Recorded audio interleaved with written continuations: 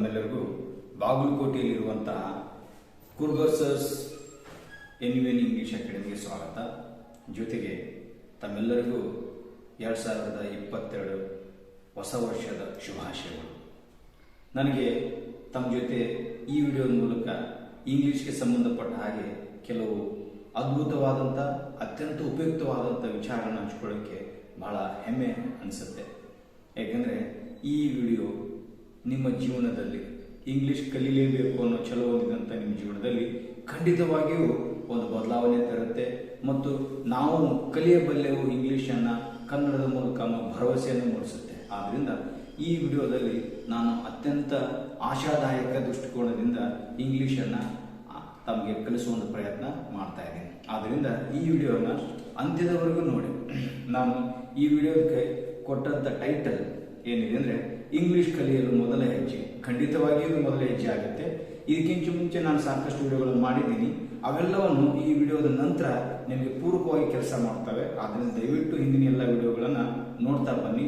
ಮೊದಲು ಈ ವಿಡಿಯೋದಲ್ಲಿರೋ ವಿಷಯವನ್ನು ಬಹಳ ಗಮನ ಕೊಟ್ಟು ಬಹಳ ಶ್ರದ್ಧೆಯಿಂದ ಬಹಳ ಗಂಭೀರವಾಗಿ ಇದನ್ನು ಅರ್ಥ ಮಾಡ್ಕೊಳ್ಬೇಕು. ಯಾಕಂದರೆ ಈ ವಿಡಿಯೋ ಒಂದು ಅದ್ಭುತವಾದಂಥ ಇಂಗ್ಲಿಷಿನ ಬೋಧನಾ ಕ್ರಮವನ್ನು ನಿಮಗೆ ಪರಿಚಯಿಸುತ್ತೆ. ಯಾಕಂದರೆ ಇಲ್ಲಿ ನಾನು ಅಳವಡಿಸಿಕೊಂಡಂಥದ್ದು ಸುಮಾರು 20 ವರ್ಷಗಳ ಇಂಗ್ಲಿಷ್ ಕಲಿಸುವಂಥ ಅನುಭವದಿಂದ ನನಗೆ ಆದಂಥ ಅನುಭವದಿಂದ ನಾನು ಈ ವಿಡಿಯೋದಲ್ಲಿ ಕೆಲವೊಂದು ವಿಚಾರಗಳನ್ನ ಹಂಚ್ಕೊಳ್ತಾ ಇದ್ದೀನಿ.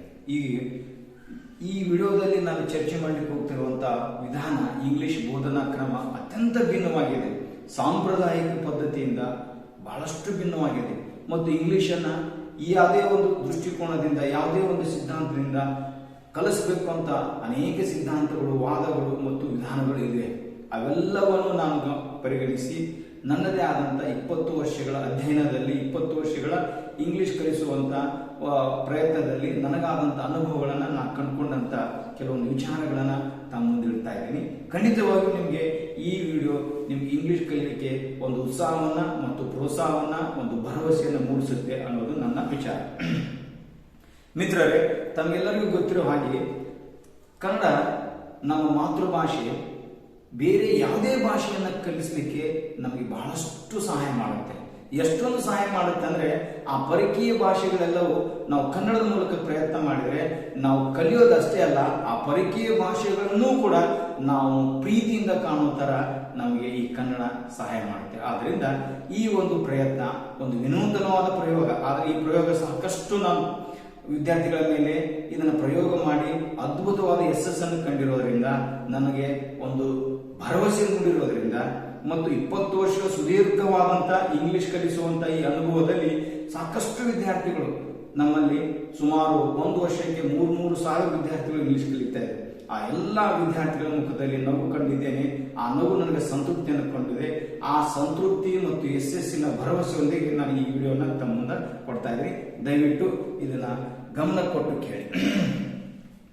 ನಮಗೆ ಏನನ್ನ ಇಂಗ್ಲಿಷ್ನಲ್ಲಿ ಹೇಳ್ಬೇಕಾಗಿದೆಯೋ ಅದನ್ನ ನಾವು ನಿಖರವಾಗಿ ಸ್ಪಷ್ಟವಾಗಿ ಕನ್ನಡದಲ್ಲಿ ರಚಿಸ್ಕೊಳ್ಬೇಕು. ಈ ಕನ್ನಡ ವಾಕ್ಯದ ರಚನೆ ಮನಸ್ಸಿನಲ್ಲಿ ಆದ್ರೂ ಆಗ್ಬೋದು ಅಥವಾ ಬರಿತಾ ಇರುವಾಗ ಬರವಣಿಗೆ ರೂಪದಲ್ಲಿ ಆದ್ರೂ ಆಗ್ಬೋದು. ಇದು ಖಂಡಿತವಾಗಿ ಆಗಲೇಬೇಕು. ಯಾಕಂದ್ರೆ ನಾನು ಕನ್ನಡದಲ್ಲಿ ಏನು ಹೇಳಲಿಕ್ಕೆ ಬಯಸ್ತೀನಿ, ನಾನು ಯಾವ ವಿಚಾರಗಳನ್ನ ವ್ಯಕ್ತ ಮಾಡಲಿಕ್ಕೆ ಬಯಸ್ತೀನಿ, ನಾನು ಯಾವ ಭಾವನೆಗಳನ್ನ ಹೇಳಲಿಕ್ಕೆ ಇಷ್ಟಪಡ್ತೀನಿ ಅನ್ನೋದು ನಮಗೆ ಖಂಡಿತವಾಗಿ ನಮ್ಮ ಮಾತೃಭಾಷೆಯಲ್ಲಿ ಚೆನ್ನಾಗಿ ಅರ್ಥ ಆಗಿರುತ್ತೆ. ಆದ್ರಿಂದ ಏನನ್ನ ಹೇಳಬೇಕು ಅನ್ನೋದು ನಿಖರವಾಗಿ ಕನ್ನಡದಲ್ಲಿ ರಚನೆ ಆದ ನಂತರನೇ ಅದನ್ನು ತಾವು ಇಂಗ್ಲಿಷ್ನಲ್ಲಿ ರಚಿಸಬಹುದು ಅಥವಾ ರಚಿಸುವ ಪ್ರಯತ್ನ ಮಾಡಬಹುದು. ಯಾಕಂದ್ರೆ ನಾನು ಹೇಳ್ತಾ ಇದ್ದೀನಿ, ನಾನು ಇಂಗ್ಲಿಷ್ ಕಲಿಯುತ್ತೇನೆ ಒಂದು ವಾಕ್ಯ, ನಾನು ಈಗ ಇಂಗ್ಲಿಷ್ ಕಲಿಯುತ್ತಿದ್ದೇನೆ 2ನೇ ವಾಕ್ಯ, ನಾನು ಈಗಾಗಲೇ ಇಂಗ್ಲಿಷ್ ಕಲಿತಿದ್ದೇನೆ 3ನೇ ವಾಕ್ಯ, ನಾನು ಈ ಸಲ ಇಂಗ್ಲಿಷ್ ಕಲಿಯಬೇಕು, ನಾನು ಈ ಸಲ ಇಂಗ್ಲಿಷ್ ಕಲಿಯಬಹುದು. ನೋಡ್ರಿ, ಕಲಿ ಅನ್ನೋದು ಒಂದೇ ವರ್ಗ ಇದ್ರೂ ಕೂಡ ಕಲಿಯುತ್ತೇನೆ ಬೇರೆ, ಕಲಿಯುತ್ತಿದ್ದೇನೆ ಬೇರೆ, ಕಲಿತಿದ್ದೇನೆ ಬೇರೆ, ಕಲಿಯಬೇಕು ಬೇರೆ, ಕಲಿಯಬಹುದು ಬೇರೆ. ಈ ಬೇರೆ ಬೇರೆ ಅನ್ನೋ ಒಂದು ಭಾವನೆ ನಮ್ಮ ಕನ್ನಡದಲ್ಲಿ ಸ್ಪಷ್ಟವಾಗಿ ಗೊತ್ತಿರುತ್ತೆ. ನಾನು ಕಲಿಯುತ್ತೇನೆ ಅಂತ ಯಾವಾಗ ಅಂದಿರ್ತೀನಿ, ಕಲಿಯುತ್ತಿದ್ದೇನೆ ಅಂತ ಯಾವಾಗ ಅಂದಿರ್ತೀನಿ, ಕಲಿತಿದ್ದೇನೋ ಅಂತ ಯಾವಾಗ ಅಂತೀನಿ, ನನ್ನದು ಸಾಂದರ್ಭಿಕವಾಗಿ ಅರ್ಥ ಆಗಿರುತ್ತೆ. ನಾನು ಇಂಥ ವಾಕ್ಯವನ್ನೇ ಮಾಡಬೇಕು ವ್ಯಾಕರಣಬದ್ಧವಾಗಿ ಇಂಗ್ಲಿಷ್ ಅನ್ನೋದು ಸ್ಪಷ್ಟತೆ ಸಿಗೋದು ನಮ್ಮ ಕನ್ನಡ ವಾಕ್ಯದ ಮೂಲಕ. ಆದ್ರಿಂದ ದಯವಿಟ್ಟು ಯಾವ್ಯಾವ ಇಂಗ್ಲಿಷ್ ಪದಗಳನ್ನ ಯಾವ್ಯಾವ ಇಂಗ್ಲಿಷ್ ವಾಕ್ಯಗಳನ್ನ ಹೆಂಗೆಂಗೋ ತಿಳ್ಕೊಂಡು ಏನೇನೋ ನಾವು ಇಂಗ್ಲಿಷ್ ರಚನೆ ಮಾಡೋದಕ್ಕಿಂತ ಮುಂಚೆ ಏನನ್ನ ಹೇಳ್ಬೇಕಾಗಿದೆಯೋ ನಾವು ಕನ್ನಡದಲ್ಲಿ ಅರ್ಥ ಮಾಡ್ಕೋಬೇಕು. ಆ ಕನ್ನಡ ವಾಕ್ಯ ರಚನೆ ಮನಸ್ಸಿನ ಆಳದಿಂದ ಬಂದಿರುತ್ತೆ, ಹೃದಯದಿಂದ ಚಿಮ್ಮಿ ಬಂದಿರುತ್ತೆ. ಈ ಹೃದಯದಿಂದ ಬಂದಂತ ಭಾವನೆಗಳನ್ನ, ಮನಸ್ಸಿನಿಂದ ಬಂದಂತ ಆಲೋಚನೆಗಳನ್ನ ನಮ್ಮ ಮಾತೃಭಾಷೆ ಮೂಲಕ ನಾವು ಸ್ಪಷ್ಟವಾಗಿ ವ್ಯಕ್ತ ಮಾಡಿರ್ತೀವಿ.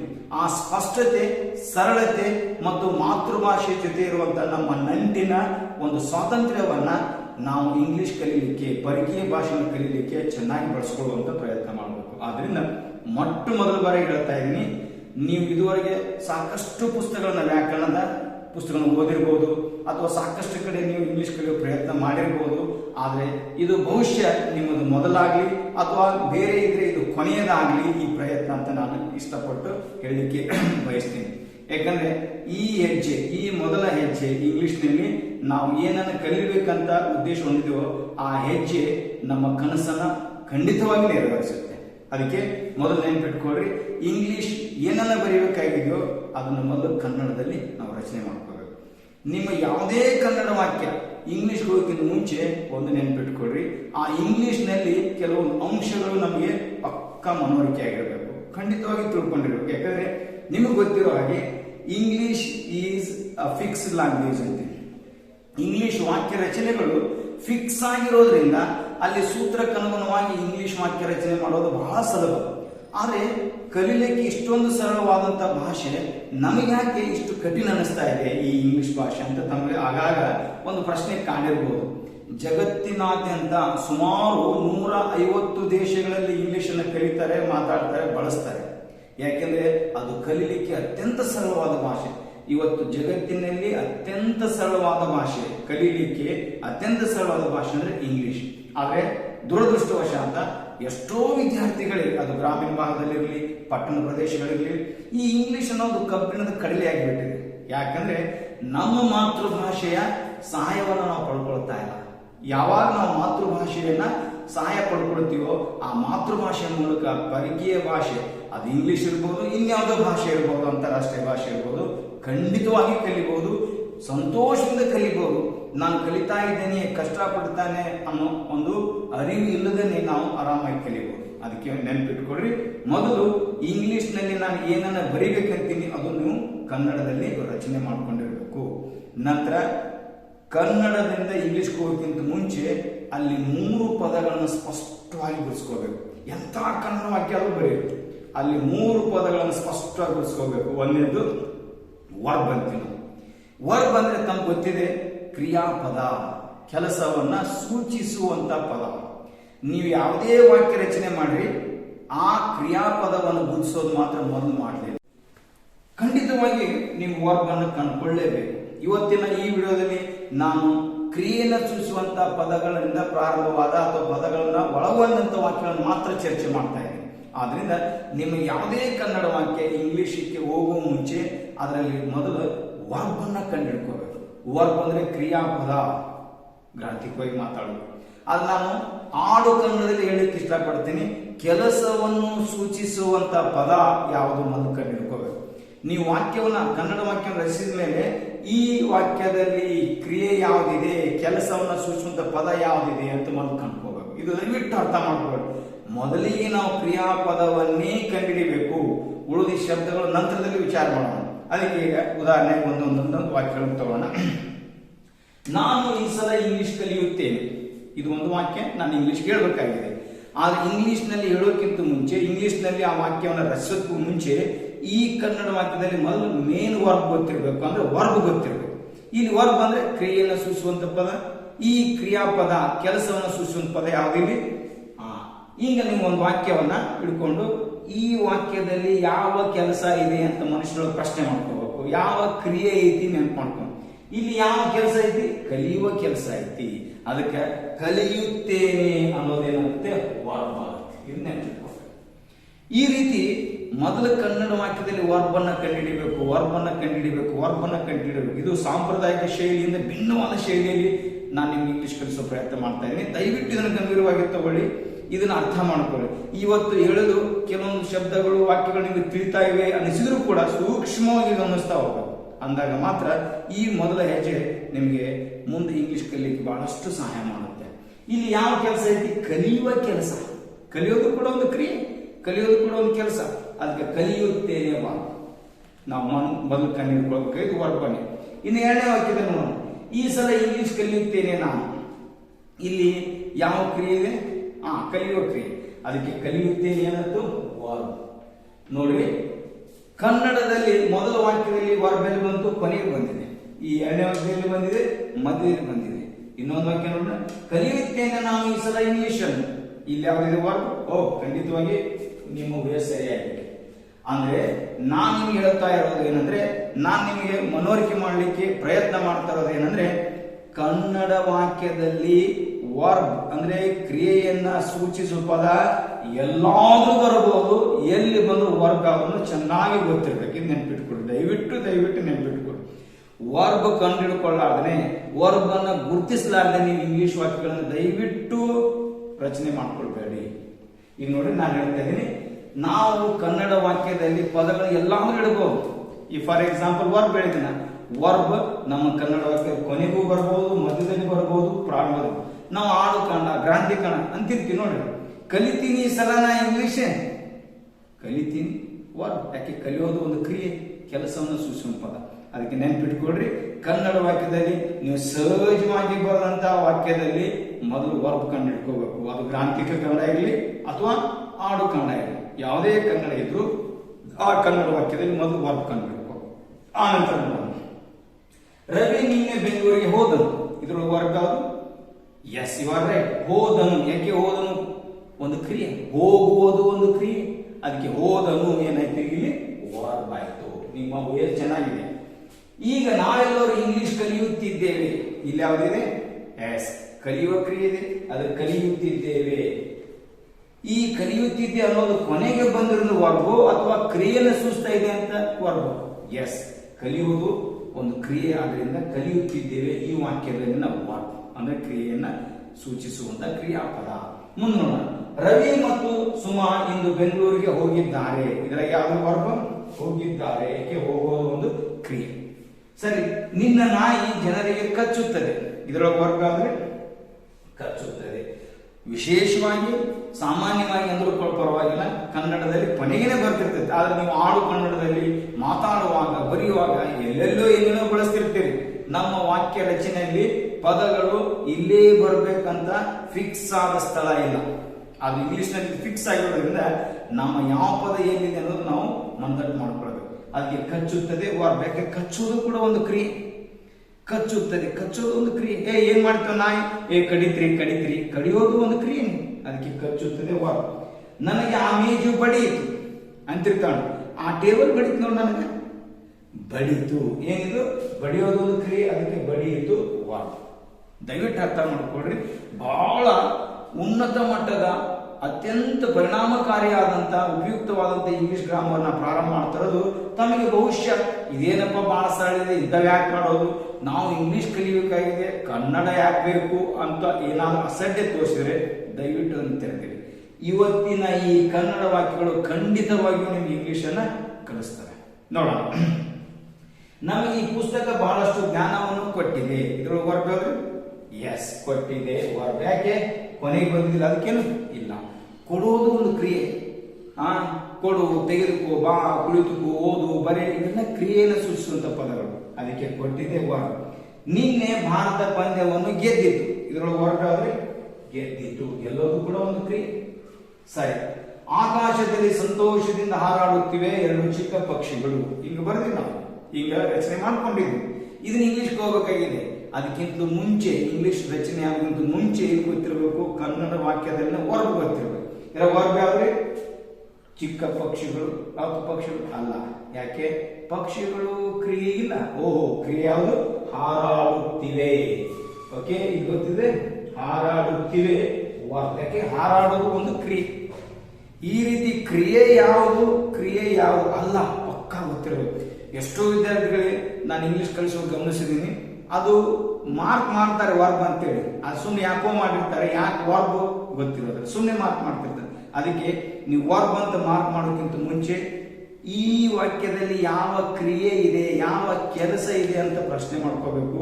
ಆ ಶಬ್ದ ಸಿಕ್ಕ ಮೇಲೆ ನಿಜವಾದ ಅದು ಕ್ರಿಯೆ ಐತೋ ಇಲ್ಲೋ ಪ್ರಶ್ನೆ ಮಾಡ್ಕೋಬೇಕು 2-3 ಸಲ. ಅವಾಗ ಅದು ಕ್ರಿಯೆನೇ ಸೂಚಿಸುತ್ತೆ. ಅಂದಾಗ ಹಾರಾಡೋದು ಒಂದು ಕ್ರಿಯೆ, ಅದಕ್ಕೆ ಹಾರಾಡುತ್ತಿವೆ ವರ್ಬ್. ಮುಂದಿನ ವಾಕ್ಯ, ಇಲ್ಲಿ ಪ್ರತಿಯೊಂದು ವಾಕ್ಯವು ನಮಗೆ ಇಂಗ್ಲಿಷ್ ಕಲಿಸುತ್ತದೆ. ನೋಡ್ರಿ, ಯಾವ್ದ್ರಲ್ಲಿ ವರ್ಬ್ ಕಲಿಸುತ್ತದೆ, ಯಾಕೆ ಕಲಿಸೋದು ಒಂದು ಕ್ರಿಯೆ. ಈ ರೀತಿ ನಮ್ಮ ಕನ್ನಡ ವಾಕ್ಯದಲ್ಲಿನ ವರ್ಬ್ ಮೊದಲು ಗೊತ್ತಾಗಬೇಕು. ವರ್ಬ್ ಅಂದ್ರೆ ಕ್ರಿಯೆಯನ್ನು ಸೂಚಿಸುವಂತ ಪದ, ಕ್ರಿಯೆಯನ್ನ ಕೆಲಸವನ್ನ ಸೂಚಿಸುವಂತ ಪದ. ಒಂದು ಖಂಡಿತವಾಗಿ ಈ ಸಲ ನೀವು ಈ ವಿಡಿಯೋದ ಮೂಲಕ ಇಂಗ್ಲಿಷ್ ಕಲಿಯುತ್ತೀರಿ.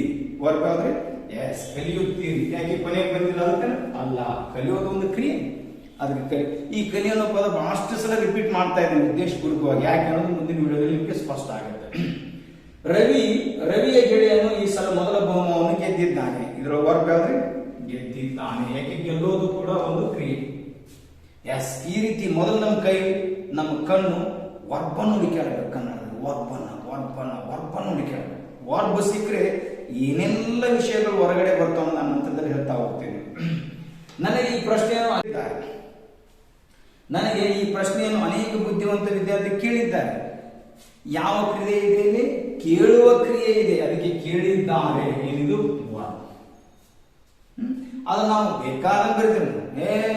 ರಗಡು ಮಂದಿ ಕೇಳ್ಯಾರ ನನಗೆ ಈ ಪ್ರಶ್ನೆ, ಕೇಳ್ಯಾ ವರ್ಬ್.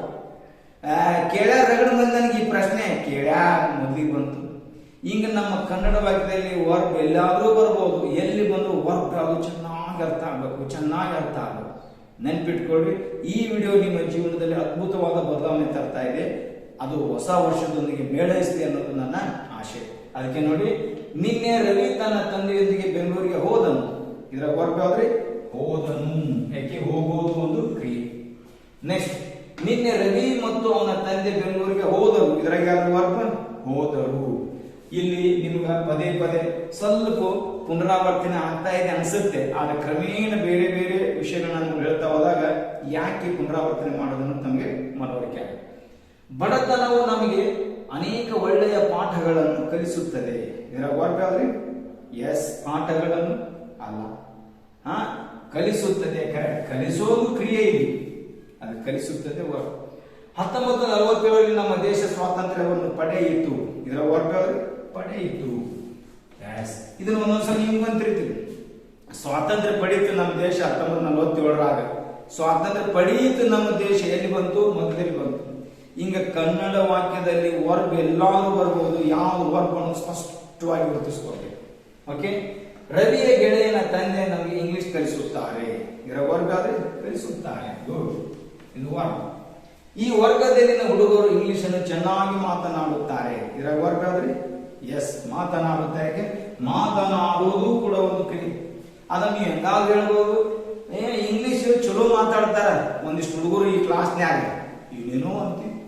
ಈಗ ಇಂಗ್ಲಿಷ್ ಪದಗಳನ್ನ ಕನ್ನಡ ಪದಗಳನ್ನ ಮಿಕ್ಸ್ ಮಾಡಿ ಕನ್ನಡ ವಾಕ್ಯ ಬರೆಯೋದನ್ನ ದಯವಿಟ್ಟು ನಿಲ್ಲಿಸಿ, ಅಕಸ್ಮಾತ್ ಅದು ರೂಢಿ ಇದ್ರೆ ಕಡಿಮೆ ಮಾಡಿ, ಇಲ್ಲ ಅನಿವಾರ್ಯ ಇದ್ರೂ ಕೂಡ ಬರದ ಮೇಲೆ ನಿಖರವಾಗಿ ಸ್ಪಷ್ಟವಾಗಿ ಕ್ರಿಯೆಯನ್ನು ಸೂಚಿಸುವಂತ ಪದ ಗೊತ್ತಾಗುತ್ತೆ. ಎಷ್ಟೋ ಹುಡುಗರು ಅಂತಿರ್ತಾರ, ನಮ್ಗ ರವಿ ಫ್ರೆಂಡ್, ರವಿ ಫಾದರ್ ಅಲ್ಲ ಇಂಗ್ಲಿಷ್ ಟೀಚ್ ಮಾಡ್ತಾರೆ ನಮ್ಗೆ. ಈ ರೀತಿ ನೀವು ಕನ್ನಡದ ಜೊತೆ ಇಂಗ್ಲಿಷ್ ಪದಗಳನ್ನ ಸೇರಿಸಿದಾಗ ಕಷ್ಟ ಆಗುತ್ತೆ ವರ್ಬ್ ಅನ್ನ ಕಂಡುಹಿಡಿಯೋದು. ಯಾಕೆ? ನೀವು ರವಿ ಫಾದರ್ ನಮ್ಗೆ ಇಂಗ್ಲಿಷ್ ಟೀಚ್ ಮಾಡ್ತಾರೆ. ಏನ್ ಮಾಡ್ತಾರೋ ಗೊತ್ತಿಲ್ಲ, ಟೀಚ್ ಮಾಡ್ತಾರೆ, ಅದನ್ನ ತೆಗೆದು ಕಲಿಸುತ್ತಾರೆ. ಇಂಥವ್ರು ಹಾಕೋಣ. ನಾವು ಇಂಗ್ಲಿಷ್ ಕಲಿಯೋದು ಖಂಡಿತವಾಗಿ ಇದ್ದೇ ಇದೆ. ಆದ್ರೆ ಸ್ಪಷ್ಟವಾಗಿ ಕನ್ನಡದ ಪದಗಳನ್ನ ಅರ್ಥ ಮಾಡ್ಕೊಳ್ತಾ ಬಳಸ್ತಾ ಹೋದಾಗ ಇಂಗ್ಲಿಷ್ ತಾನೇ ಗೊತ್ತಾಗುತ್ತೆ. ಅದಕ್ಕೆ ರವಿಯ ಗೆಳೆಯನ ತಂದೆ ನಮಗೆ ಇಂಗ್ಲಿಷ್ ಕಲಿಸುತ್ತಾರೆ ವರ್ಬ್, ಕ್ರಿಯೆ. ಕಲಿಸೋದು ಒಂದು ಕ್ರಿಯೆ. ಈ ವರ್ಗದಲ್ಲಿ ಹುಡುಗರು ಇಂಗ್ಲಿಷ್ ಚೆನ್ನಾಗಿ ಮಾತನಾಡುತ್ತಾರೆ ವರ್ಬ್. ನಮ್ಮ ಯೋಚನೆಗಳು ನಮ್ಮ ಭವಿಷ್ಯವನ್ನು ರೂಪಿಸುತ್ತವೆ. ಇದರ ವರ್ಬ್ ಆದ್ರೆ ಎಸ್, ರೂಪಿಸುತ್ತವೆ. ಅದನ್ನ ನಾವು ಏನ್ ಮಾಡ್ಬೋದು? ನಮ್ಮ ಯೋಚನೆಗಳು ರೂಪಿಸುತ್ತವೆ ನಮ್ಮ ಭವಿಷ್ಯವನ್ನು. ಎಲ್ಲೆಂದು ಕನ್ನಡ ಮಧ್ಯದಲ್ಲಿ ತಗೊಂಡು ವರ್ಬ್. ರೂಪಿಸುತ್ತವೆ ನಮ್ಮ ಬದುಕನ್ನು, ನಮ್ಮ ವಿಚಾರಗಳು. ಈಗ ಮೊದಲಿಗೂ ಅನ್ಬೋದು. ಕನ್ನಡದಲ್ಲಿ ನೀವು ಎಲ್ಲಾನು ಬಳಸ್ತೀರಿ, ಸಹಜವಾಗಿ ನೀವು ಅದನ್ನು ಉಪಯೋಗ ಮಾಡ್ತಾ ಇರ್ತೀರಿ. ಆದ್ರೆ ಯಾವುದೇ ಕನ್ನಡ ವಾಕ್ಯದಲ್ಲಿ ವರ್ಬ್ ಯಾವುದಿದೆ ಅಂತ ಗೊತ್ತಾಗೋದು ಬಹಳ ಮುಖ್ಯ. ಆ ತೊಟ್ಟಿಲಿನಲ್ಲಿ ಒಂದು ಮುದ್ದಾದ ಹೆಣ್ಣು ಮಗು ನಿದ್ದೆ ಮಾಡುತ್ತಿದೆ. ಇದರ ವರ್ಗ ಮಾಡುತ್ತಿದೆ ತಪ್ಪು.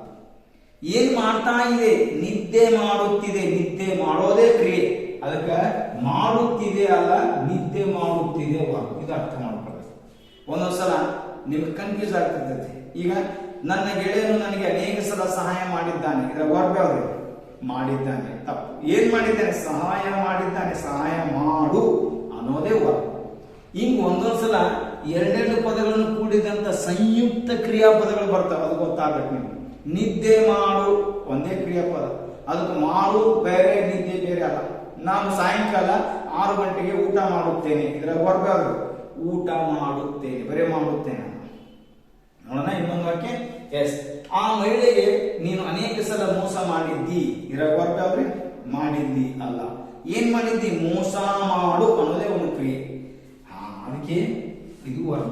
ಬಹಳ ಸಲ ಅಂದಿರ್ತಾರೆ, ಏನ್ ಮಾಡ್ತಾನ? ಸುಮ್ಮನೆ ನಿಂತಿರ್ತಾನ, ಮಂದಿಗೆ ಹೇಳ್ಕೊಂತ ಮೋಸ ಮಾಡ್ತಾನ. ಏನು? ಹೌದು, ಮೋಸ ಮಾಡೋದು ಅವನ ಕೆಲಸ. ಮೋಸ ಮಾಡಿದ್ದಿ, ಮೋಸ ಮಾಡುತ್ತಿದ್ದಾನೆ, ಮೋಸ ಮಾಡಿದ್ದಾನೆ ವರ್ಗ. ಇನ್ನೊಂದು ವಾಕ್ಯ, ಕೊನೆ ವಾಕ್ಯ ನೋಡ್ರಿ. ಆ ಗುಡಿಸಲಿನಲ್ಲಿ ಒಬ್ಬ ಮುದುಕನು ಇದ್ದಾನೆ. ಇದರ ವರ್ಗ ಎಸ್, ಹೇಳ್ಬಿಡ್ತೀರಿ ಎಲ್ಲರೂ, ಇದ್ದಾನೆ ಅಂತೇಳಿ. ಇದ್ದಾನೆ ಇದು ವರ್ಗ ಅಲ್ಲ. ಏನ್ ನೋಡಿ, ಇದ್ದಾನೆ ಏನು ಮಾಡ್ತಾ ಇದ್ದಾನೆ? ಇಲ್ಲ, ಮಾಡುವ ಕ್ರಿಯೆಯನ್ನು ಸೂಚಿಸ್ತಾ ಇಲ್ಲ. ಇದ್ದಾನೆ, ಇದಕ್ಕೆ ನಾವು ಹೆಲ್ಪಿಂಗ್ ವರ್ಕ್ ಅಂತೀವಿ. ಇದರದ ಪೂರ್ಣವಾದ ವಿವರಣೆ ಮುಂದಿನ ವಿಡಿಯೋದಲ್ಲಿ ಕೊಡ್ತೀವಿ. ಸದ್ಯದ ವಿಡಿಯೋದಲ್ಲಿ ನಾನು ಚರ್ಚೆಗೆ ಸೀಮಿತಗೊಳಿಸುವಂತ ವಿಷಯ ಕ್ರಿಯೆಯನ್ನ ಸೂಚಿಸುವಂತ ವರ್ಗ ಮಾತ್ರ. ಆಯ್ತಾ? ಈಗ ನಾವು ಇಂಥ ಕನ್ನಡ ವಾಕ್ಯಗಳಲ್ಲಿ ವರ್ಬನ್ನ ಗುರುತಿಸೋದು ಮೊದಲು ಮಾಡುವಂತ ಕೆಲಸ ಅಂತ ಚರ್ಚೆ ಮಾಡಿದ್ವಿ. ವರ್ಬ್ ಅಂದ್ರೆ ಕ್ರಿಯೆಯನ್ನ ಸೂಚಿಸುವಂತ ಪದ. ಇದು ಸಿಕ್ಕ ಮೇಲೆ ಎರಡನೇ ಶಬ್ದ ಹುಡುಕಾಡಬೇಕು. ಯಾವುದಂದ್ರೆ ಸಬ್ಜೆಕ್ಟ್ ಇರ್ತೀವಿ. ಸಬ್ಜೆಕ್ಟ್ ಅಂದ್ರೆ ವಿಷಯ, ಆದರೆ ಗ್ರಾಮರ್ ನಲ್ಲಿ ಸಬ್ಜೆಕ್ಟ್ ಅಂದ್ರೆ ಕರ್ತೃ ಅಂತೀವಿ ನಾವು. ಇನ್ನು ಸ್ಪಷ್ಟವಾಗಿ ಹೇಳ್ತೀನಿ, ಕರ್ತೃ ಅಂದ್ರೆ ಕ್ರಿಯೆಯನ್ನ ಮಾಡುವವರು ಅಥವಾ ಕೆಲಸವನ್ನ ಮಾಡುವವರು. ಈಗಾಗಲೇ ಕೆಲಸವನ್ನು ಸೂಚಿಸುವಂತ ಪದ ತಗೊಂಡಿದ್ವಿ.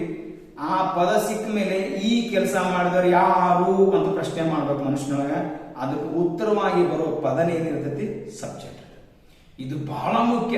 ಮೊದಲು ವರ್ಬೇ ಕಂಡುಹಿಡಿಬೇಕು, ಆಮೇಲೆ ವರ್ಬದ ಮೂಲಕ ನಾವು ಸಬ್ಜೆಕ್ಟ್ ಹೋಗೋದು ಬಹಳ ಸರಳ ಆಗುತ್ತೆ. ಅದಕ್ಕೆ ಬಹಳಷ್ಟು ವಿಷಯಗಳನ್ನು ಕಲಿಸುತ್ತೆ ವರ್ಬ್ ಅಂತ ಹೇಳ್ತಾ ಇದ್ದೀನಿ. ಈ ಒಂದೇ ವಿಷಯ ಕ್ರಿಯೆನ ಸೂಚಿಸುತ್ತೆ, ಜೊತೆಗೆ ಕ್ರಿಯೆ ಮಾಡೋರು ಯಾರು ಅನ್ನೋದನ್ನ ನಮಗೆ ಹೇಳುತ್ತದೆ. ಹೆಂಗೆ ಒಂದು ವಾಕ್ಯ ನೋಡೋಣ.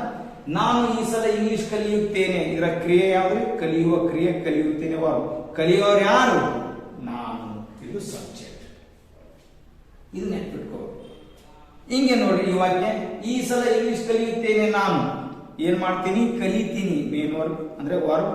ಯಾರು ಕಲಿಯೋರು? ನಾನು. ಇದೇನಿದು? ಸಬ್ಜೆಕ್ಟ್. ಮೂರನೇ ವಾಕ್ಯ ನೋಡ್ರಿ. ಕಲಿಯುತ್ತೇನೆ ನಾನು ಈ ಸಲ ಇಂಗ್ಲಿಷ್ ಅಂತ ಹಿಂಗಂತೀವಿ ನಾವು. ಇದರ ಕ್ರಿಯಾಪದ ವರ್ಗ ಅದು ಕಲಿಯುತ್ತೇನೆ. ಕಲಿಯೋರು ಯಾರು? ನಾನು. ಈ ಮೂರು ವಾಕ್ಯಗಳು ಸ್ವಲ್ಪ ಗಮನಿಸ್ರಿ. ಕನ್ನಡ ವಾಕ್ಯ ಮೊದಲಿಗೆ ಸಬ್ಜೆಕ್ಟ್ ಬಂತು, ಅದೇ ಎರಡನೇ ವಾಕ್ಯದಾಗ ಕೊನೆಗೆ ಬಂದಿದೆ, ಮೂರನೇ ವಾಕ್ಯದಲ್ಲಿ ಮಧ್ಯದಲ್ಲಿ ಬಂದಿದೆ. ಈ ರೀತಿ ಕನ್ನಡ ವಾಕ್ಯದಲ್ಲಿ ನಾವು ವರ್ಬ್ ಎಲ್ಲಾದ್ರೂ ಬಳಸಬಹುದು, ಸಬ್ಜೆಕ್ಟ್ ಎಲ್ಲಾದ್ರೂ ಬಳಸಬಹುದು. ಆದ್ರೆ ಎಲ್ಲಿ ಬರೆದ್ರೂ ಕೂಡ ಸಬ್ಜೆಕ್ಟ್ ಯಾವುದು ನಮ್ಗೆ ಗೊತ್ತಾಗಬೇಕು. ಅದಕ್ಕಿಂತ ಮುಂಚೆ ನಾವು ವರ್ಬ್ ಕಂಡು ಹಿಡ್ಕೋಬೇಕು. ವರ್ಬನ್ನ ಗಟ್ಟಿಯಾಗಿ ಹಿಡ್ಕೊಂಡ್ಬಿಟ್ರೆ ಕ್ರಿಯೆ ಸಿಕ್ಕಾಗೆ ಈ ಕ್ರಿಯೆ ಮಾಡೋರು ಯಾರು ಅಂತ ಪ್ರಶ್ನೆ ಮಾಡಿದ್ರೆ ಸಬ್ಜೆಕ್ಟ್ ಸಿಗುತ್ತೆ. ಅದು ಎಲ್ಲಾದ್ರೂ ಇರಬಹುದು, ನಾವು ಹುಡುಕಿ ತೆಗಿಬೇಕು. ಇವು ಎರಡು ವಿಷಯಗಳನ್ನು ಪಕ್ಕ ನೆನಪಿಟ್ಕೊಡ್ರಿ. ಖಂಡಿತವಾಗಿ ಇದನ್ನ ನಿಷ್ಕಾಳಜಿ ಮಾಡ್ಬೇಡ್ರಿ. ಮೊದಲು ಕನ್ನಡ ವಾಕ್ಯದಲ್ಲಿ ನಮ್ಮ ಕೈ ಕಣ್ಣುಗಳು ಹುಡುಕಾಡೋದು ವರ್ಬ್ ಅನ್ನ.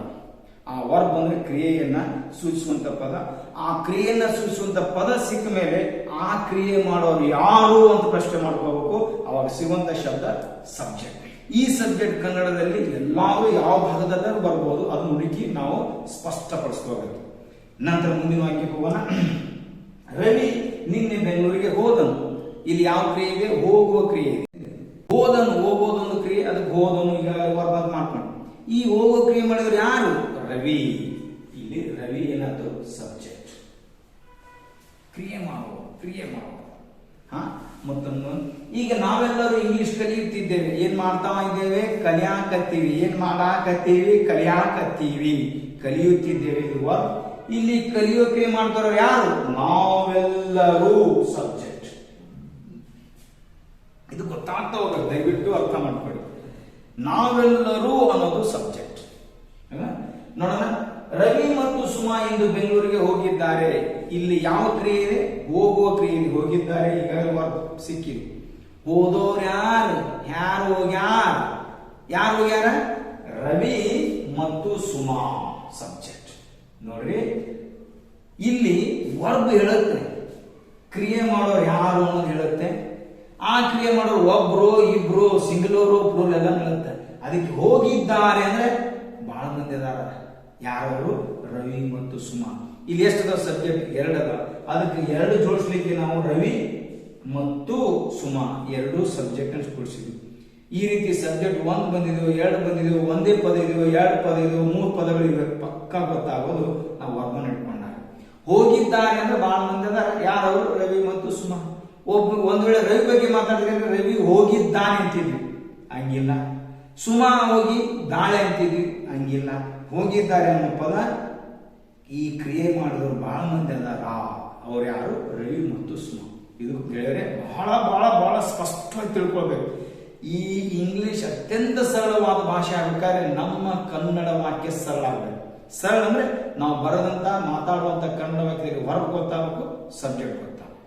ನಂತರ ನಿನ್ನ ನಾಯಿ ಜನರಿಗೆ ಕಚ್ಚುತ್ತದೆ. ಇಲ್ಲಿ ಯಾವ ಕ್ರಿಯೆ ಇದೆ? ಕಚ್ಚುವ ಕ್ರಿಯೆ ಇದೆ. ಈ ಕಚ್ಚುವ ಕ್ರಿಯೆ ಮಾಡಿದ್ರೆ ಯಾರು? ನಾಯಿ. ಓಕೆ, ಈ ನಾಯಿ. ಈ ನಿನ್ನ ಅದೇ ಅಲ್ಲ, ನಾಯಿಗೆ ಸಂಬಂಧಪಟ್ಟಿದ್ದು ಅಥವಾ ಬೇರೆ ಶಬ್ದಕ್ಕೆ ಸಂಬಂಧಪಟ್ಟಿದೆ ನೋಡ್ರಿ. ನಾಯಿ ಜನರಿಗೆ ಕಚ್ಚುತ್ತದೆ, ನಿನ್ನ ಸಾಕೆ ಸರಿಯಾಗಿ. ಅಂದ್ರೆ ಈ ನಾಯಿ ಸಬ್ಜೆಕ್ಟ್, ಈ ನಾಯಿ ಅನ್ನೋ ಸಬ್ಜೆಕ್ಟ್ಗೆ ನೇರವಾಗಿ ಸಂಬಂಧಪಡುತ್ತೆ ನಿನ್ನ ಅನ್ನೋದು. ಅದಕ್ಕೆ ನಿನ್ನ ನಾಯಿ ಸಬ್ಜೆಕ್ಟ್. ಇದು ಅರ್ಥ ಮಾಡ್ಕೊಳ್ಳಿ. ಇಲ್ಲಿ ಬರೇ ನಾಯಿ ಸ್ವಲ್ಪ ಕಚ್ಚೋಕ್ರೆ ನಾಯಿ ಮಾಡುತ್ತೆ. ಯಾರ ನಾಯಿ? ನಿನ್ನ ನಾಯಿ. ಆ ನಾಯಿಗೆ ನಿಖರವಾಗಿ ಸ್ಪಷ್ಟವಾಗಿ ಸಂಬಂಧಪಟ್ಟಂತ ಪದ ಅಥವಾ ಪದಗಳನ್ನು ಕೂಡಿ ನಾವು ಸಬ್ಜೆಕ್ಟ್ ಮಾಡ್ತೀವಿ. ಯಾಕಂದ್ರೆ ಈ ನಿನ್ನ ಅನ್ನೋದು ವಾಕ್ಯದ ಬೇರೆ ಭಾಗದಲ್ಲಿ ಹೋದ್ರೆ ವಾಕ್ಯ ತಪ್ಪಾಗುತ್ತೆ ಅಂದ್ಮೇಲೆ ಅದು ಸಬ್ಜೆಕ್ಟ್ಗೆ ಸಂಬಂಧಪಟ್ಟಿದೆ. ಇದು ತಿಳ್ಕೋಬೇಕು. ನೋಡ್ರಿ, ಇಲ್ಲಿ ಸಬ್ಜೆಕ್ಟ್ ಎಷ್ಟದ? ಒಂದೇ. ನಿಮ್ಗೇನಿಸ್ತು 2 ಪದಗಳದಲ್ಲ, 2 ಸಬ್ಜೆಕ್ಟ್ ಇಲ್ಲ, ಒಂದೇ ಸಬ್ಜೆಕ್ಟ್. ಒಂದೇ ಸಬ್ಜೆಕ್ಟ್. ನಿನ್ನ ನಾಯಿ ಸಿಂಗುಲರ್ ಇದೆ, ಅದಕ್ಕೆ ವರ್ಬ್ ಏನಿದೆ? ಕಚ್ಚುತ್ತದೆ. ಬಾಯಿ ಬರ ಕಚ್ಚುತ್ತವೆ ಅಂತಿದೀವಿ ನಾವು. ಇದು ಸ್ಪಷ್ಟತೆ ಗೊತ್ತಿರಬೇಕು. ಅದಕ್ಕೆ ನಾವು ವರ್ಬ್ ಬಹಳಷ್ಟು ಸಹಾಯ ಮಾಡುತ್ತೆ. ಅದಕ್ಕೆ ಮೊದಲಿಗೆ ನಾವು ವರ್ಬನ್ನು ಮಾಡ್ಕೋಬೇಕು. ನಿನ್ನ ನಾಯಿ ಸರ್. ಇನ್ನೊಂದು ಅಂಶ ನೀವು ಗಮನಿಸಬೇಕು. ಈಗ ರವಿ ಸಬ್ಜೆಕ್ಟ್, ನಾನು ಸಬ್ಜೆಕ್ಟ್, ಇವೆಲ್ಲ ವ್ಯಕ್ತಿಗಳು ಕ್ರಿಯೆ ಮಾಡಿದ್ರು. ಇಲ್ಲಿ ಕಚ್ಚುವ ಕ್ರಿಯೆ ಮಾಡಿದ ಯಾರು? ನಿನ್ನ ನಾಯಿ. ಇದು ವ್ಯಕ್ತಿನೋ ಪ್ರಾಣಿನೋ? ಎಸ್, ಪ್ರಾಣಿ. ಅಂದ್ರೆ ಕ್ರಿಯೆ ಮಾಡೋರು ವ್ಯಕ್ತಿನೂ ಆಗ್ಬಹುದು ಅಥವಾ ಪ್ರಾಣಿ ಇರಬಹುದು. ನಾನು ಹೇಳ್ತಾ ಇದ್ದೀನಿ ಸಬ್ಜೆಕ್ಟ್ ಅಂದ್ರೆ ಕ್ರಿಯೆ ಮಾಡೋರು ಅಂತ ತಕ್ಷಣ ವ್ಯಕ್ತಿಗಳನ್ನ ಅಷ್ಟೇ ಹುಡುಕಾಡಕ್ ಹೋಗ್ತೀರಿ ನೀವು. ಅಲ್ಲ, ಕ್ರಿಯೆ ಮಾಡುವಂತವ್ರು ವ್ಯಕ್ತಿಗಳಾಗಬಹುದು ಅಥವಾ ಪ್ರಾಣಿಗಳ ರೂಪದಲ್ಲೂ ಸಬ್ಜೆಕ್ಟ್ ಬರಬಹುದು ಅನ್ನೋದು ತಿಳಿಸ್ಲಿಕ್ಕೆ ನಾನು ಈ ವಾಕ್ಯ ಬರ್ಕೊಳ್ಳಿ. ನಿನ್ನ ನಾಯಿ ಸಬ್ಜೆಕ್ಟ್, ಪ್ರಾಣಿ. ನನಗೆ ಆ ಮೇಜು ಬಡಿಯಿತು. ಬಡಿಯಿತು ಒಂದು ಕ್ರಿಯಾಪದ. ಬಡದವ್ರು ಯಾರು? ಬಹಳಷ್ಟು ಜನ ಏನ್ ಮಾಡಿರ್ತಾರೆ? ನನಗೆ ಅಂದಿರ್ತೀರಿ. ಆ ನನಗೆ ಅಲ್ಲ, ಬಡಿಯೋ ಕ್ರಿಯೆ ಮಾಡಿದ ಯಾವುದು? ಆ ಮೇಜು. ನೋಡ್ರಿ, ಇವು ಸ್ಪಷ್ಟವಾಗಿ ಗೊತ್ತಾಗಬೇಕು. ನಾನು ಪ್ರಾರಂಭದಲ್ಲಿ ತಿಳಿಯುತ್ತು ಅನಿಸುತ್ತೆ, ಆದ್ರೆ ಕ್ರಮೇಣ ಮುಂದೆ ಹೋದಾಗ ಸ್ವಲ್ಪ ಗೊಂದಲ ಉಂಟು ಮಾಡುವಂತ ವಾಕ್ಯಗಳು ಬರ್ತಾವೆ. ಆ ಗೊಂದಲವನ್ನು ನಾವು ಪರಿಹಾರ ಮಾಡ್ಕೊಳ್ತಾ ಹೋಗ್ಬೇಕು. ಅಂದಾಗ ಸ್ಪಷ್ಟವಾಗಿ ನಮ್ಮ ಕನ್ನಡ ಗೋಚರಿಸ್ತಾರೆ. ಈಗ ನೋಡ್ರಿ, ಬಡಿಯಿತು ಅನ್ನೋದ್ರಲ್ಲಿ ಬಡದವರು ವ್ಯಕ್ತಿ ಅಲ್ಲ, ಪ್ರಾಣಿ ಅಲ್ಲ, ವಸ್ತು ಇದೆ ಅಂತ ಅನಿಸ್ತೈತೆ. ಯಾವ್ದದು? ಈ ಮೇಜು. ಬರೇ ಮೇಜು ಅಲ್ಲ, ಆ ಮೇಜು ಸಬ್ಜೆಕ್ಟ್. ಈ subject singular plural? Yes, singular. ಒಂದ್ ವೇಳೆ ಪ್ಲೂರಲ್ ಇದ್ದಾರ ಆ ಮೇಜುಗಳು ಆಗ್ತಿತ್ತು, ಬಡಿದವು ಅಂತ ಆಗ್ತಿತ್ತು. ಅದಕ್ಕೆ ವರ್ಬ್ ಕಂಡು ಹಿಡ್ಕೊಂಡ್ರೆ subject singular, plural, masculine gender, feminine gender, neutral gender ಎಲ್ಲಾನು ಹೇಳುತ್ತೆ. ಅದಕ್ಕೆ ಮೊದಲಿಗೆ ನಾವು ಇಟ್ಕೊಳ್ಬೇಕಾಗಿತ್ತು ವರ್ಬ್. ಮುಂದೆ ಮಾಡಿ, ನಮಗೆ ಈ ಪುಸ್ತಕ ಬಹಳಷ್ಟು ಜ್ಞಾನವನ್ನು ಕೊಟ್ಟಿದೆ. ಕೊಡೋದೊಂದು ಕ್ರಿಯೆ ಇದೆ, ಕೊಟ್ಟಿದೆ ವರ್ಬ್. ಈ ಕೊಡೋ ಕ್ರಿಯೆ ಮಾಡಿದ್ರೆ ಯಾರು? ನಮಗೆ. ತಪ್ಪು. ಈಗ ನೀವು ಬರೀ ವ್ಯಕ್ತಿಗಳೇ ಕ್ರಿಯೆ ಮಾಡೋರು ಅಂತ ತಲೆಯಲ್ಲಿ ಇಟ್ಕೊಂಡಾಗ ಅದೇ ಸಬ್ಜೆಕ್ಟ್ ಆಗಿಬಿಡ್ತೀರಿ. ಅಂತದನ್ನು ಒಯ್ದು ಇಂಗ್ಲಿಷ್ ವಾಕ್ಯ ಸೂತ್ರಕ್ಕೆ ಅನುಗುಣವಾಗಿ ಬರೆದಾಗ ಇಂಗ್ಲಿಷ್ ವಾಕ್ಯ ತಪ್ಪಾಗ. ಕೊಟ್ಟಿದೆ, ಈ ಕೊಡೋ ಕೆಲಸ ಮಾಡಿದವ್ರು ಯಾರು? ಈ ಪುಸ್ತಕ ಸಬ್ಜೆಕ್ಟ್. ಇದು ಬಹಳ ಅರ್ಥ ಮಾಡ್ಕೊಳ್ಬೇಕು. ಕೊಟ್ಟಿದೆ, ಕೊಟ್ಟವರಿಗೆ ಕೊಡೋ ಕ್ರಿಯೆ ಮಾಡಿದ್ದು ಈ ಪುಸ್ತಕ, ನಮಗೆ ಅಲ್ಲ. ನಾವು ಕ್ರಿಯೆ ಮಾಡಿದ್ವಿ, ಈ ಪುಸ್ತಕ ಕ್ರಿಯೆ ಮಾಡಿದ್ವಿ. ಯಾವ ಕ್ರಿಯೆ ಮಾಡಿದ್ವಿ? ಕೊಡುವ ಕ್ರಿಯೆಯನ್ನು ಮಾಡಿದ್ವಿ. ಅದಕ್ಕೆ ಈ ಪುಸ್ತಕ. ನೆಕ್ಸ್ಟ್, ಅಂದ್ರೆ ಕ್ರಿಯೆ ಮಾಡೋರು ವ್ಯಕ್ತಿ ರೂಪದಲ್ಲಿ ಬರಬಹುದು, ಪ್ರಾಣಿ ರೂಪದಲ್ಲಿ ಬರಬಹುದು, ಅಥವಾ ವಸ್ತು ರೂಪದಲ್ಲಿ ಬರಬಹುದು. ಇನ್ನೊಂದು ಉದಾಹರಣೆ ನೋಡ್ರಿ, ನಿನ್ನೆ ಭಾರತ ಪಂದ್ಯವನ್ನು ಗೆದ್ದಿತ್ತು. ನೋಡ್ರಿ, ಗೆದ್ದಿತ್ತು ಒಂದು ಕ್ರಿಯೆ, ಗೆದ್ದಿತ್ತು ವರ್ಡ್. ಈ ಗೆದ್ದೋರು ಯಾರು? ಈ ಗೆಲ್ಲೋ ಕ್ರಿಯೆ ಮಾಡೋರು ಯಾರು? ಭಾರತ. Yes, subject. ಈ ಸಬ್ಜೆಕ್ಟ್ ಆಗಿ ಬಂದಂತ ಭಾರತ ವ್ಯಕ್ತಿನೋ ಪ್ರಾಣಿನೋ ವಸ್ತುನೋ ಅಲ್ಲ, ಅದೊಂದು ಸ್ಥಳ, ಅದು ಒಂದು ಭೌಗೋಳಿಕ ಪ್ರದೇಶ. ಅದಕ್ಕೆ ನಾವು ಹೆಸರು ಕೊಟ್ಟಿದ್ವಿ, ಸ್ಥಳಕ್ಕೆ ಹೆಸರು ಕೊಟ್ಟು. ಈಗ ಒಂದು ಕ್ರಿಯೆಯನ್ನ ಮಾಡಲಿಕ್ಕೆ ಸ್ಥಳ ಕೂಡ ಬರಬಹುದು. ಬೆಂಗಳೂರು ಈಗ ಎಲ್ಲರನ್ನೂ ಆಕರ್ಷಿಸುತ್ತಿದೆ. ಯಾರು ಆಕರ್ಷಿಸುತ್ತಿದ್ದಾರೆ? ಬೆಂಗಳೂರು ಒಂದು ಸ್ಥಳ. ಈ ರೀತಿ ಸ್ಥಳ ಕೂಡ ಕ್ರಿಯೆ ಮಾಡ್ಲಿಕ್ಕೆ ಬರ್ಬೋದು, ಅದು ಸಬ್ಜೆಕ್ಟ್ ಆಗಿರ್ಬೋದು. ಈ ವಿಷಯಗಳು ಬಹಳ ಇದುವರೆಗೆ ಬಹುಶಃ ಇಂಥ ವಿಚಾರಗಳು ನಿಮ್ಮ ಮನಸ್ಸಿನಲ್ಲಿ ಬಂದಿರಲಿಕ್ಕಿಲ್ಲ. ಯಾವುದೋ ಒಂದು ಕನ್ನಡ, ಒಂದು ಯಾವುದೋ ಇಂಗ್ಲಿಷ್ ವಾಕ್ಯ ರಚನೆ ಮಾಡಲಿಕ್ಕೆ ನೀವು ಪ್ರಯತ್ನ ಪಟ್ಟಿದ್ದೀರಿ. ಅದು ಸರಿ ಇರದೇ ಇರೋದ್ರಿಂದ ಇಂಗ್ಲಿಷ್ ರಚನೆ ಆಗಿರ್ಲಿಕ್ಕಿಲ್ಲ, ಅಥವಾ ಇಂಗ್ಲಿಷ್ ಕಠಿಣ ಅಂತ ಅನ್ನೋದು ಹಂಗೆ ಭಾವನೆಯಲ್ಲಿ ಬೆಳೀತಾ ಮುಂದೋಗಿರ್ಬೋದು. ಆದ್ರೆ ಈಗ ಸ್ಪಷ್ಟತೆ ಬರ್ತಾ ಇದೆ. ನನ್ನ ಕನ್ನಡದಲ್ಲಿ ಹಿಂಗೆ ಹೇಳ್ಬೇಕಾಗಿದೆ, ಹೇಳಿದ್ದೀನಿ. ಈ ಕನ್ನಡ ವಾಕ್ಯದಲ್ಲಿ ಇದು ವರ್ಬ್, ಇದು ಸಬ್ಜೆಕ್ಟ್ ಸ್ಪಷ್ಟವಾಗಿ. ಮುಂದಿನ ವಿಡಿಯೋದಲ್ಲಿ ಇವೆಲ್ಲವುಗಳನ್ನು ಸರಳವಾಗಿ ಇಂಗ್ಲಿಷ್ನಲ್ಲಿ ಬರೆಯೋದನ್ನು ಕಲಿಸ್ತೀನಿ ನಾನು. ಅದಕ್ಕೆ ಮೊದಲು ಕನ್ನಡ ವಾಕ್ಯದಲ್ಲಿ ನೀವು ವರ್ಬ್ ಅನ್ನ ಸಬ್ಜೆಕ್ಟ್ ಅನ್ನು ಕಂಡುಹಿಡಿಕೊಳ್ಳೋದು ಕಲಿಯಬೇಕು. ಆಕಾಶದಲ್ಲಿ ಸಂತೋಷದಿಂದ ಹಾರಾಡುತ್ತಿವೆ ಎಂದು ಚಿಕ್ಕ ಪಕ್ಷಿಗಳು. ಯಾವ ಕ್ರಿಯೆ ಇದೆ? ಹಾರಾಡೋ ಕ್ರಿಯೆ ಇದೆ. ಈಗಾಗಲೇ ವರ್ಬ್ ಮಾರ್ಕ್ ಮಾಡ್ಕೊಂಡಿದ್ದೀವಿ. ಈ ಹಾರಾಡೋ ಕ್ರಿಯೆಗೆ ಈ ಕ್ರಿಯೆ ಮಾಡೋರು ಯಾರು ಅಂತ ಪ್ರಶ್ನೆ. ಹಾರಾಡುತ್ತಿವೆ, ಯಾರು ಹಾರಾಡ್ತಾ ಇದ್ದಾರೆ? ಎಸ್, ಏನ್ ನೋಡ್ರಿ, ಹಾರಾಡುತ್ತಿವೆ ಅಂದ್ಮೇಲೆ ಅದು ಪ್ರಾಣಿನೂ ವಸ್ತುನೂ ಇದೆ. ಯಾವ? ಪಕ್ಷಿಗಳು. ಎಷ್ಟು ಪಕ್ಷಿಗಳು? 2. ಎಂತ ಪಕ್ಷಿಗಳು? ಚಿಕ್ಕ 2 ಚಿಕ್ಕ ಪಕ್ಷಿಗಳು ಸಬ್ಜೆಕ್ಟ್. ಬರೇ ಪಕ್ಷಿಗಳು ಅಲ್ಲ, ತಿಳಿಬೇಕು. ಹಾರಾಡುತ್ತಿವೆ ಪಕ್ಷಿಗಳು. ಈ ಪಕ್ಷಿಗಳನ್ನ ವರ್ಣಿಸಲಿಕ್ಕೆ ಅದಕ್ಕಿನೇ ನೇರವಾಗಿ ಸಂಬಂಧಪಟ್ಟಿದೆ ಯಾವುದು? ಚಿಕ್ಕ ಅನ್ನೋ ಶಬ್ದ. ಈ 2 ಅನ್ನೋದು ನೇರವಾಗಿ ಪಕ್ಷಿಗಳ ಸಂಖ್ಯೆನೇ ಅದು. ಆದ್ರಿಂದ 2 ಚಿಕ್ಕ ಪಕ್ಷಿಗಳು. ಎಷ್ಟದ ಸಬ್ಜೆಕ್ಟ್ ಇಲ್ಲಿ? ಎಸ್, ತಪ್ಪು. ಇಲ್ಲಿ ಒಂದೇ ಸಬ್ಜೆಕ್ಟ್ ಇದೆ. ಈ ಒಂದೇ ಸಬ್ಜೆಕ್ಟ್ ಪ್ಲೂರಲ್ ಇದೆ. ಏಕೆ? ಪಕ್ಷಿಗಳು ಹಾರಾಡುತ್ತಿವೆ ಅಂತ ಹೇಳಿಬಿಟ್ಟಿದ್ವಿ ನಾವು. ಈ ರೀತಿ ನಮ್ಮ ಕನ್ನಡ ವಾಕ್ಯ ರಚನೆಗಳೇ ನಮ್ಗೆ ಅರ್ಥ ಆದ್ರೆ ಇಂಗ್ಲಿಷ್ ಅನ್ನ ಸರಳವಾಗಿ ಹೋಗುವ. ಯಾಕಂದ್ರೆ ಇಂಗ್ಲಿಷ್ ಈಸ್ ಫಿಕ್ಸ್ ಲ್ಯಾಂಗ್ವೇಜ್. ಇವು ಮಾರ್ಕ್ ಮಾಡಿದ್ದು ನಾಳೆ ಸೂತ್ರ ಕೊಡ್ತೀನಿ, ಆ ಸೂತ್ರದಲ್ಲಿ ಅದನ್ನು ಇಟ್ಬಿಟ್ರೆ ಇಂಗ್ಲಿಷ್ ವಾಕ್ಯ ಪ್ರತಿಶತ 100ರಷ್ಟು ಸರಿ ಆಗ್ಲಿಕ್ಕೆ ಸಾಧ್ಯತೆ. ಇನ್ನೊಂದು ವಾಕ್ಯ ಹೋಗೋಣ. ಇಲ್ಲಿ ಪ್ರತಿಯೊಂದು ವಾಕ್ಯವು ನಮಗೆ ಇಂಗ್ಲಿಷ್ ಕಲಿಸುತ್ತದೆ. ಯಾವ ಕ್ರಿಯೆ? ಕಲಿಸುವ ಕ್ರಿಯೆ. ಅದಕ್ಕೆ ಕಲಿಸುತ್ತದೆ ವರ್ಬ್. ಈ ಕಲಿಸುವ ಕ್ರಿಯೆ ಮಾಡೋರು ಯಾರು? ನಮಗೆ ಕಲಿಸುತ್ತದೆ ಅಂತ ನಾವು ಪದೇ ಪದೇ ವಿಚಾರ ಮಾಡಿದ್ರೆ ಅಲ್ಲಿ ವ್ಯಕ್ತಿಗಳು ಇಲ್ಲ, ಪ್ರಾಣಿನೋ ವಸ್ತು ಇದೆ. ಯಾವುದಿದೆ? ಪ್ರತಿಯೊಂದು ವಾಕ್ಯವು ವಂಡರ್ಫುಲ್. ನೀವು ಇಲ್ಲಿ ಪ್ರತಿಯೊಂದು ವಾಕ್ಯವು ಕಲಿಸುತ್ತದೆ. ನಾವು ಸಬ್ಜೆಕ್ಟ್ ಮಾತನಾಡಿಕೊಂಡು ಅದನ್ನು ವರ್ಬ್ ಜೊತೆ ಅಂದಾಗ ಸರಿ ಅನಿಸುತ್ತೆ ವಾಕ್ಯ. ಪ್ರತಿಯೊಂದು ವಾಕ್ಯವು ಕಲಿಸುತ್ತದೆ, ಪ್ರತಿಯೊಂದು ವಾಕ್ಯ ಕಲಿಸುತ್ತದೆ. ನೀವು ಒಂದೊಂದ್ಸಲ ಏನ್ ಮಾಡ್ಬೋದು? ಸರಿ, ಇಲ್ಲಿನೂ ಬರ್ಬೋದು, ಸಬ್ಜೆಕ್ಟ್ ಬರಂಗಿಲ್ಲ. ಈಗ ಇಲ್ಲಿ ಅನ್ನೋ ಪದ ಇಲ್ಲಿ ಅಲ್ಲದೇನೆ ಬೇರೆ ಕಡೆ ಆಯ್ಕೆ ನೋಡ್ರಿ, ವಾಕ್ಯ ತಪ್ಪಾಗೋದಿಲ್ಲ. ನೋಡ್ರಿ, ಪ್ರತಿಯೊಂದು ವಾಕ್ಯವು ನಮಗೆ ಇಂಗ್ಲಿಷ್ ಕಲಿಸುತ್ತದೆ. ಇಲ್ಲಿ ಸರಿ ಅನಿಸುತ್ತೆ ವಾಕ್ಯ. ಆಮೇಲೆ ಮತ್ತೆ ನೋಡ್ರಿ, ಪ್ರತಿಯೊಂದು ವಾಕ್ಯವು ನಮಗೆ ಇಲ್ಲಿ ಇಂಗ್ಲಿಷ್ ಕಲಿಸುತ್ತದೆ. ಸರಿ ಅನಿಸುತ್ತೆ.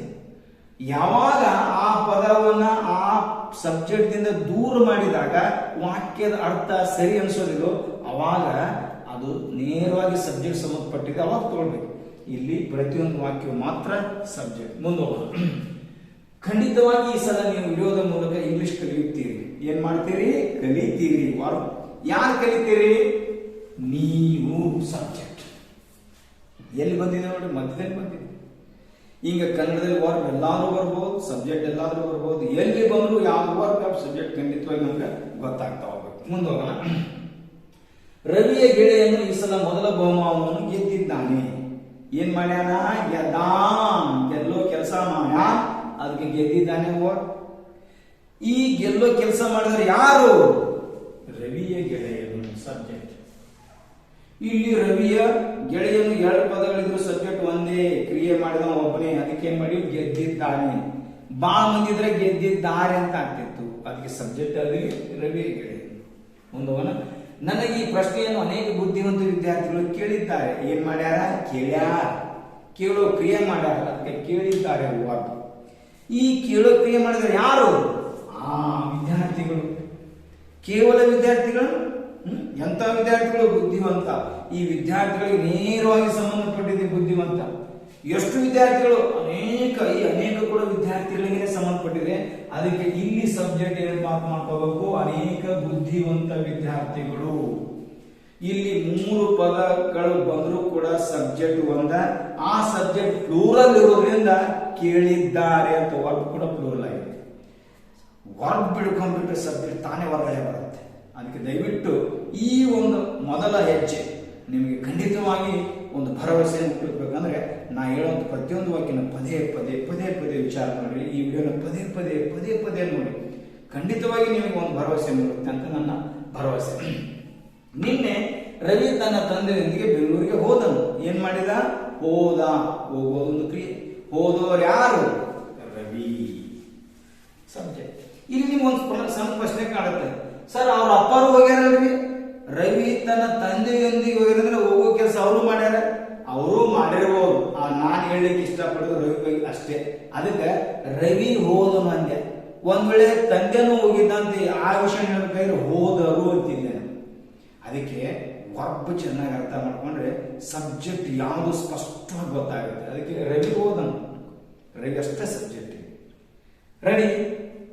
ಬಡತನವು ನಮಗೆ ಅನೇಕ ಒಳ್ಳೆಯ ಪಾಠಗಳನ್ನು ಕಲಿಸುತ್ತದೆ. ಏನ್ ಮಾಡ್ತೈತಿ? ಕಲಿಸ್ತೈತಿ, ಕಲಿಸುತ್ತದೆ. ವರ್ಬ್. ಕಲಿಸೋರು ಯಾರಿಲ್ಲಿ? ನಮಗೆ ಏನು? ಬಡತನ ಸಬ್ಜೆಕ್ಟ್.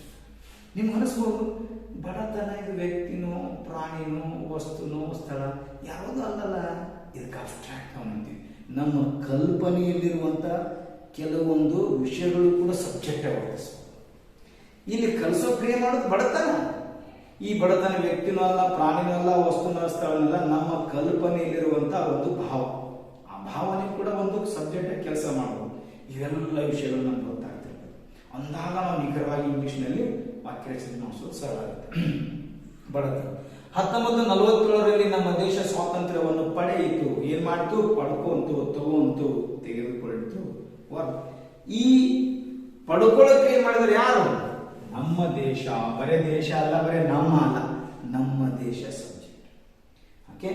ರವಿಯ ಗೆಳೆಯನ ತಂದೆ ನಮಗೆ ಇಂಗ್ಲಿಷ್ ಕಲಿಸುತ್ತಾರೆ. ವಂಡರ್ಫುಲ್. ಕಲಿಸುತ್ತಾರೆ, ಕಲಿಸುತ್ತೀ. ಯಾರು ಕಲಿಸ್ತಾರೆ? ರವಿಯ ಗೆಳೆಯನ ತಂದೆ ಸಬ್ಜೆಕ್ಟ್. ಎಷ್ಟರ ಸಬ್ಜೆಕ್ಟ್? ಒಂದೇ. Singular plural? ಸಿಂಗ್ಯುಲರ್. ಯಾಕೆಂದ್ರೆ ಇಲ್ಲಿ 3 ಪದಗಳು ಕೂಡಿದ್ರು ಕೂಡ ಒಬ್ಬ ವ್ಯಕ್ತಿಯನ್ನು ಸೂಚಿಸ್ತಾ ಇದೆ. ರವಿಯ ಗೆಳೆಯನ ತಂದೆ. ಇವೆಲ್ಲ ಇಂಗ್ಲಿಷ್ ಹೆಂಗ್ ಬರೆಯಕೊಂಡು ಮುಂದಿನ ವಿಡಿಯೋದಲ್ಲಿ ಒಂದೊಂದೇ ಹೇಳ್ತಾ ಹೋಗ್ತೀನಿ. ಖಂಡಿತವಾಗಿ ನಮ್ಮನ್ನು ಫಾಲೋ ಮಾಡಿ. ದಯವಿಟ್ಟು ಈ ವಿಡಿಯೋದ ನಂತರ ಮತ್ತೊಂದು ವಿಡಿಯೋ ಬರ್ತಾ ಇದೆ. ಈ ಎಲ್ಲ ವಿಡಿಯೋಗಳನ್ನು ನೋಡ್ತಾ ಹೋದ್ರೆ ವಿಡಿಯೋದ ಕೊನೆಗೆ ನಾನು ಹೇಳ್ತೀನಿ, ಕೊನೆಯ ವಿಡಿಯೋದಲ್ಲಿ ನಿಮ್ಗೆ ಇಂಗ್ಲಿಷ್ ಬಂದಿದೆಯಾ ಅಂತ ಕೇಳ್ತೀನಿ. ಖಂಡಿತವಾಗಿ ನೀವು ಬಹಳ ಹೆಮ್ಮೆಯಿಂದ ಹೇಳ್ತೀರಿ ನಾವು ಇಂಗ್ಲಿಷ್ ಕಲ್ತಿದ್ದೇವೆ ಅಂತೀವಿ. ಆ ಕೊನೆಯವರೆಗೂ ಎಲ್ಲಾ ವಿಡಿಯೋಗಳು ನೀವು ನೋಡ್ತಾ ಹೋಗಿ ದಯವಿಟ್ಟು ನಮ್ಮನ್ನ ಹಿಂಬಾಲಿಸಿ. ರವಿಯ ಗೆಳೆಯನ ತಂದೆ ಸಬ್ಜೆಕ್ಟ್. ಇಲ್ಲಿ ನೋಡ್ರಿ, ಕನ್ನಡದ ಕೆಲವೊಂದು ವೈರುಧ್ಯಗಳನ್ನು ಕೂಡ ನಾವು ಗೊತ್ತಾಗಬೇಕು. ರವಿಯ ಗೆಳೆಯನ ತಂದೆ ಕಲಿಸುತ್ತಾರೆ. ಇಲ್ಲಿ ಕಲಿಸುತ್ತಾರೆ ಅಂತ ನಾವು ಕ್ರಿಯೆಯನ್ನು ನೋಡಿದ್ರೆ ಕಲಿಸಿದವ್ರು ಬಹಳ ಮಂದಿ ಅದ ಅನಿಸ್ತೈತಿ. ಆದ್ರೆ ಕಲಿಸಿದವ್ರು ಏನಿದೆ? ಒಬ್ಬನ. ಯಾರು? ರವಿಯವರ ಫಾದರ್. ಇಲ್ಲಿ ತಂದೆ ಅನ್ನೋದು ಸಿಂಗಲ್ ಇದ್ರೂ ಕೂಡ ನಾವು ಗೌರವದ ದೃಷ್ಟಿಯಿಂದ ಕನ್ನಡದಾಗ ಏನ್ ಮಾಡಿವಿ? ಕಲಿಸುತ್ತಾರೆ ಅಂದ್ರೆ ಕಲಿಸುತ್ತಾನೆ ಅಂತ ಸ್ವಲ್ಪ ಗೌರವ ಕೊಟ್ಟಂಗಾಗುತ್ತೆ ಅಂತ ನಾವು ಅನ್ನೋದಿಲ್ಲ. ಈ ರೀತಿ ಕನ್ನಡ ಸಂಪ್ರದಾಯಕ್ಕೆ ಅನುಗುಣವಾಗಿ ನಾವು ಕ್ರಿಯಾಪದಗಳನ್ನ ಸಬ್ಜೆಕ್ಟ್ ಅನ್ನು ಬಳಸಿದಾಗ ಸ್ಪಷ್ಟವಾಗಿ ನಮ್ಗೆ ಗೊತ್ತಿರಬೇಕು ಅಲ್ಲಿ ಸಬ್ಜೆಕ್ಟ್ ಸಿಂಗ್ಯುಲರ್ ಪ್ಲೂರಲ್. ಇಲ್ಲಿ ನಾವು ಕನ್ನಡದಾಗ ಕಲಿಸುತ್ತಾರೆ ಅಂತ ನೋಡಿದ್ರೆ ಪ್ಲೂರಲ್ ಅನ್ಸುತ್ತೆ. ಆದ್ರೆ ಕ್ರಿಯೆ ಮಾಡೋದನ್ನ ಒಬ್ಬನೇ, ಅವಾಗ ಅದು ಇಂಗ್ಲಿಷ್ ನಲ್ಲಿ ಸಿಂಗ್ಯುಲರ್ ಅಂತಾನೆ ಟ್ರೀಟ್ ಮಾಡಬೇಕು. ಅದನ್ನ ಇಂಗ್ಲಿಷ್ ನಲ್ಲಿ ಹೆಂಗೆ ಹೇಳ್ಬೇಕು ಮುಂದಿನ ವಿಡಿಯೋದಲ್ಲಿ ಹೇಳ್ತಾ ಹೋಗ್ತೇವೆ. ಈ ವರ್ಗದಲ್ಲಿನ ಹುಡುಗರು ಇಂಗ್ಲಿಷ್ ಚೆನ್ನಾಗಿ ಮಾತಾಡುತ್ತಾರೆ. ಏನ್ ಮಾಡ್ತಾರ? ಮಾತಾಡೋದೊಂದು ಕ್ರಿಯೆ.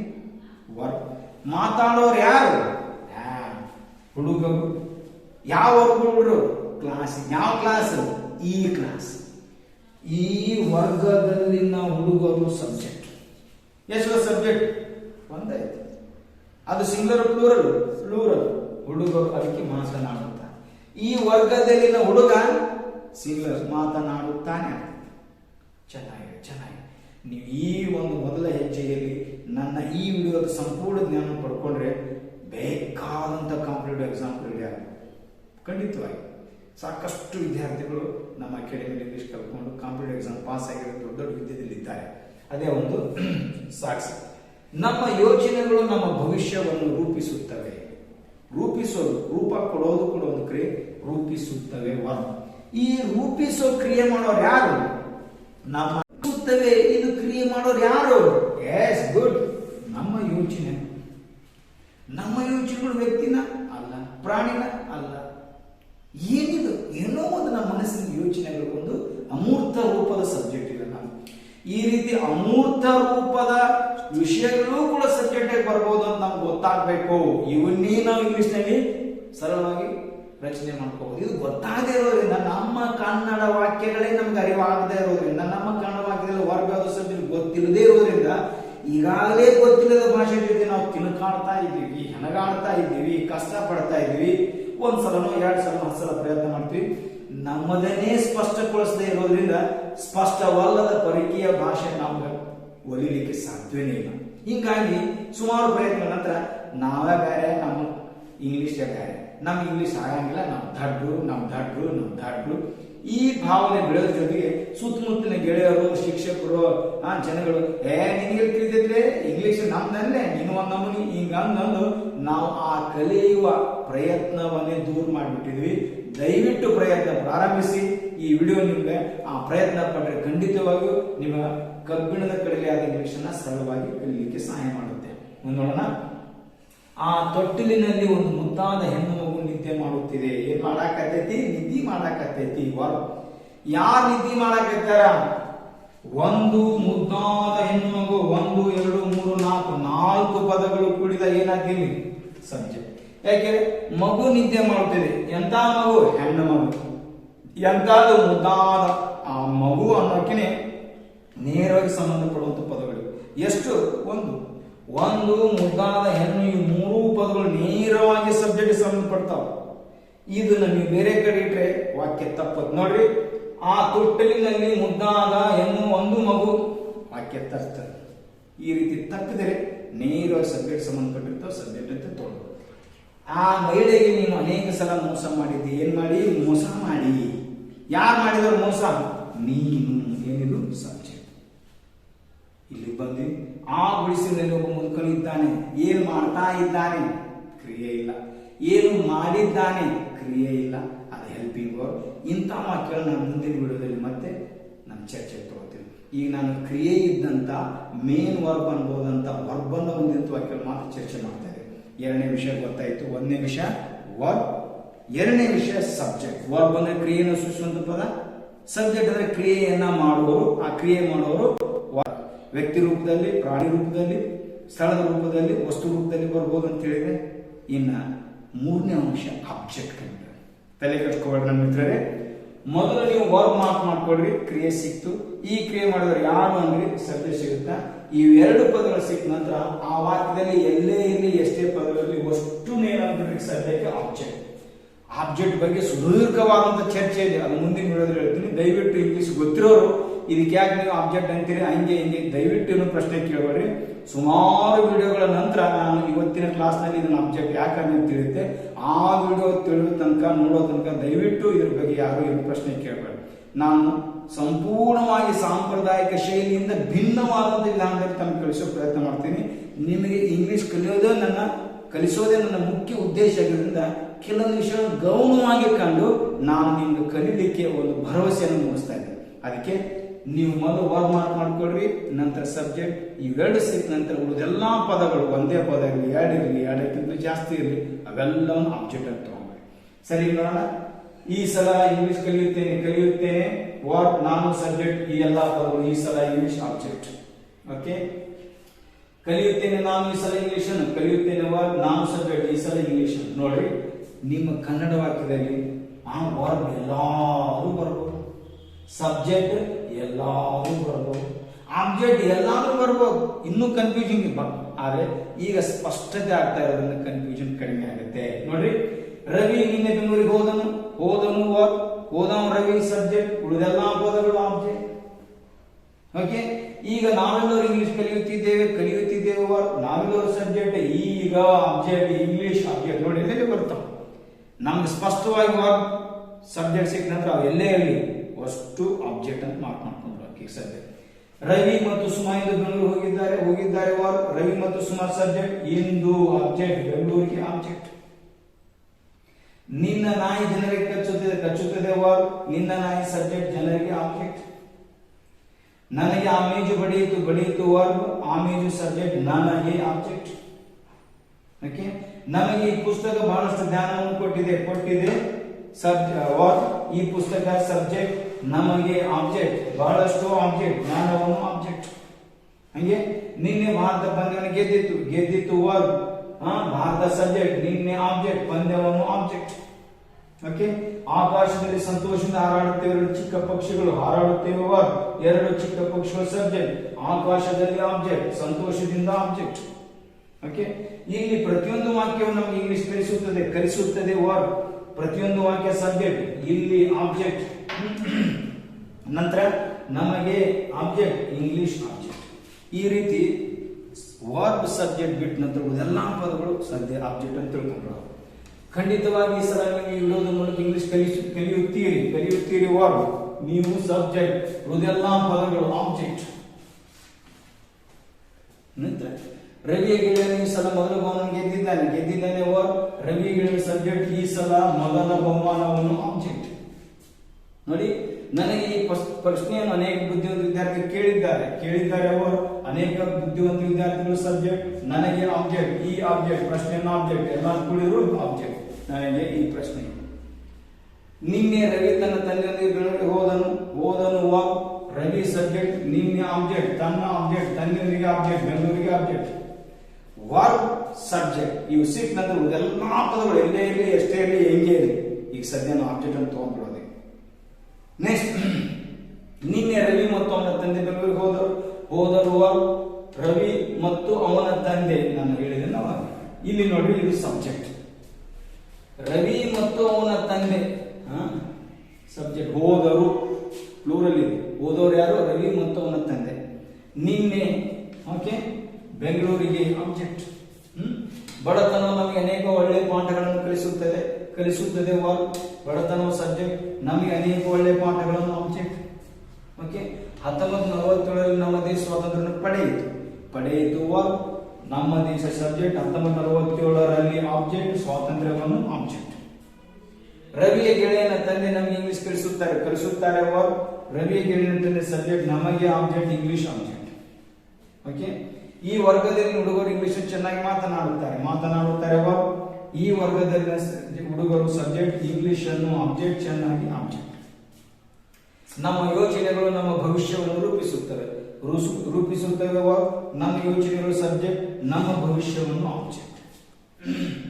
ಆ ಮಹಿಳೆಗೆ ನೀನು ಅನೇಕ ಸಲ ಮೋಸ ಮಾಡಿ ಆ ತೊಟ್ಟಿಲಿನಲ್ಲಿ ಒಂದು ಮುದ್ದಾದ ಹೆಣ್ಣು ಮಗು ನಿದ್ದೆ ಮಾಡುತ್ತಿದೆ ವರ್ಬ್. ಒಂದು ಮುದ್ದಾದ ಹೆಣ್ಣು ಮಗು ಸಬ್ಜೆಕ್ಟ್, ಆ ತೊಟ್ಟಿಲಿನಲ್ಲಿ ಆಬ್ಜೆಕ್ಟ್. ಓಕೆ. ಆ ಮಹಿಳೆಗೆ ನೀನು ಅನೇಕ ಸಲ ಮೋಸ ಮಾಡಿದ್ದಿ ವರ್ಬ್. ನೀನು ಸಬ್ಜೆಕ್ಟ್, ಆ ಮಹಿಳೆಗೆ ಆಬ್ಜೆಕ್ಟ್, ಅನೇಕ ಸಲ ಆಬ್ಜೆಕ್ಟ್. ಈ ರೀತಿ ಸ್ಪಷ್ಟವಾಗಿ ಕನ್ನಡದ ವಾಕ್ಯಗಳಿಂದ ಮೊದಲ ಮಾರ್ಕ್ ಮಾಡ್ಕೊಳ್ಬೇಕಾಗಿದ್ದು ವರ್ಬ್ ಕ್ರಿಯೆ. ಈ ಕ್ರಿಯೆ ಮಾಡಿದ್ರೆ ಯಾರು ಅಂತ ಸಿಗುತ್ತೆ, ಅದು ಸಬ್ಜೆಕ್ಟ್. ಇವೆರಡು ಸಿಕ್ಕ ನಂತರ ಉಳಿದೆಲ್ಲಾ ಪದಗಳನ್ನು ಆಬ್ಜೆಕ್ಟ್ ಆಗಿ ಮಾಡ್ಕೊಳ್ಳೋಣ. ಇನ್ನ ಕೊನೆಯ ವಾಕ್ಯದಲ್ಲಿ ಇಲ್ಲಿ ಕ್ರಿಯಾಪದನೇ ಇಲ್ಲದೆ ಇರೋದ್ರಿಂದ ಕ್ರಿಯೆ ಇಲ್ಲದ ಈ ವರ್ಬ್ ಅನ್ನ ಮುಂದಿನ ವಿಡಿಯೋದಲ್ಲಿ ನಾನು ಚರ್ಚೆ ತಗೊಳ್ತಾ ಇದ್ದೀನಿ. ಈ ವಿಡಿಯೋ ದೀರ್ಘಕಾಲದಾದ್ರಿಂದ ಈ ಚರ್ಚೆ ಇಲ್ಲಿಗೆ ನಿಲ್ಲಿಸ್ತೀನಿ. ಆದರೆ ಪದೇ ಆದರೆ ಹೆಚ್ಚು ಒತ್ತು ಕೊಟ್ಟು ಹೆಚ್ಚು ಭರವಸೆಯಿಂದ 20 ವರ್ಷಗಳ ಇಂಗ್ಲಿಷ್ ಕಲಿಸುವ ಅನುಭವದಿಂದ ನಾನು ಹೇಳ್ತಾ ಇದ್ದೀನಿ. ನಿಮಗೆ ಇಂಗ್ಲಿಷ್ ಕಲಿಯುವಂತ ಮನಸ್ಸಿದ್ರೆ, ಆಸಕ್ತಿ ಇದ್ರೆ, ಕಲಿಲೇಬೇಕನ್ನೋ ಛಲ ಇದ್ರೆ, ಅದಕ್ಕಾಗಿ ತಕ್ಕ ಮಟ್ಟಕ್ಕೆ ಶ್ರಮವನ್ನು ನಾನು ಪಡಲಿಕ್ಕೆ ಸಾಧ್ಯ ಇದೆ ಅಂತ ನಿಮ್ಗೆ ಅನಿಸಿದ್ರೆ ದಯವಿಟ್ಟು ಈ ಮೊದಲ ಹೆಜ್ಜೆ ನಿಮ್ಮ ಇಂಗ್ಲಿಷನ್ನ ಕಲಿಸುವ ಕೊನೆಯ ಹೆಜ್ಜೆ ತನಕ ನಿಮಗೆ ಕಾಪಾಡುತ್ತೆ, ಸಹಾಯ ಮಾಡುತ್ತೆ, ನೆರವು ಬರುತ್ತೆ ಅಂತ ಹೇಳ್ತಾ ಈ ವಿಡಿಯೋ ನಿಮಗೆ ಖಂಡಿತವಾಗಿ ಇಷ್ಟ ಆಗಿದೆ ಅಂತ ನನ್ನ ಅನಿಸಿಕೆ. ಆದ್ದರಿಂದ ಅದನ್ನು ಲೈಕ್ ಮಾಡಿ, ನೀವು ನಿಮ್ಮ ಗೆಳೆಯರ ಜೊತೆ, ಸಂಬಂಧಿ ಜೊತೆ, ಅಕ್ಕಪಕ್ಕದ ಜೊತೆ ದಯವಿಟ್ಟು ಶೇರ್ ಮಾಡಿಕೊಳ್ಳಿ. ಮತ್ತು ಎಲ್ಲಕ್ಕಿಂತಲೂ ಮಿಗಿಲಾಗಿ ಒಂದು ಘನ ಉದ್ದೇಶದಿಂದ ಕನ್ನಡಿಗರೆಲ್ಲರಿಗೆ ಕನ್ನಡದ ಮಾತೃಭಾಷೆಯಿಂದಲೇ ಪರಕೀಯ ಭಾಷೆ ಆದಂಥ ಇಂಗ್ಲಿಷನ್ನು ನಮ್ಮ ಭಾಷೆಯಷ್ಟೇ ಸರಳವಾಗಿ ಕಲಿಸಬೇಕು ಅನ್ನೋ ಒಂದು ಹೆಗ್ಗುರಿಯನ್ನು ಇಟ್ಟುಕೊಂಡು ಪ್ರಾರಂಭವಾದಂಥ ಈ ಚಾನಲ್ಗೆ ಸಬ್ಸ್ಕ್ರೈಬ್ ಮಾಡ್ಕೊಳ್ಳಿ ಅಂತ ಹೇಳ್ತಾ, ಮತ್ತು ಪೂರ್ವಕವಾಗಿ ನಿಮ್ಗೆ ಆಫ್ಲೈನ್ ಕ್ಲಾಸ್ಗಳು ಈಗ ಸದ್ಯದಲ್ಲೇ ಬಾಗಲಕೋಟೆಯಲ್ಲಿ ಹೊಸ ವರ್ಷದಲ್ಲಿ ಪ್ರಾರಂಭ ಆಗ್ತಾ ಇದೆ. ಯಾರಿಗೆ ಇಂಗ್ಲಿಷ್ ಕಲಿಯಲೇಬೇಕು ಅನ್ನೋ ಉತ್ಕಟವಾದ ಇಚ್ಛೆ ಇದೆ, ಛಲ ಇದೆ, ತಕ್ಕ ಮಟ್ಟಿಗೆ ಶ್ರಮವನ್ನು ತಗೊಳ್ತೋ ಅನ್ನೋ ಭರವಸೆ ಇದೆ, ಅವರೆಲ್ಲರೂ ಆಫ್ಲೈನ್ ಕ್ಲಾಸ್ಗಳಿಗಾಗಿ ನೀವು ಬಾಗಲಕೋಟೆಯಲ್ಲಿರುವಂಥ ಅಕಾಡೆಮಿ ಬಂದು ತಾವು ಪ್ರವೇಶ ಪಡ್ಕೊಂಡು ಇಂಗ್ಲೀಷನ್ನು ಚೆನ್ನಾಗಿ ಆತ್ಮವಿಶ್ವಾಸ ಕಲಿಬಹುದು, ಕಲಿಲಿಕ್ಕೆ ಬನ್ನಿ ಅಂತ ಹೇಳ್ತಾ, ಇದುವರೆಗೆ ಈ ವಿಡಿಯೋ ನೋಡಿದ್ದಕ್ಕಾಗಿ ತಮ್ಮ ಅಮೂಲ್ಯವಾದ ಸಮಯಕ್ಕಾಗಿ ನಾನು ತಮಗೆ ಧನ್ಯವಾದಗಳನ್ನು ಹೇಳ್ತಾ ಈ ವಿಡಿಯೋ ಇಲ್ಲಿಗೆ ಮುಕ್ತಾಯಗೊಳಿಸ್ತಾ ಇದ್ದೀನಿ. ಮುಂದಿನ ವಿಡಿಯೋಗಾಗಿ ಮತ್ತೆ ನಾವು ನೀವು ಸಿದ್ಧರಾಗೋಣ. ನಮಸ್ಕಾರ.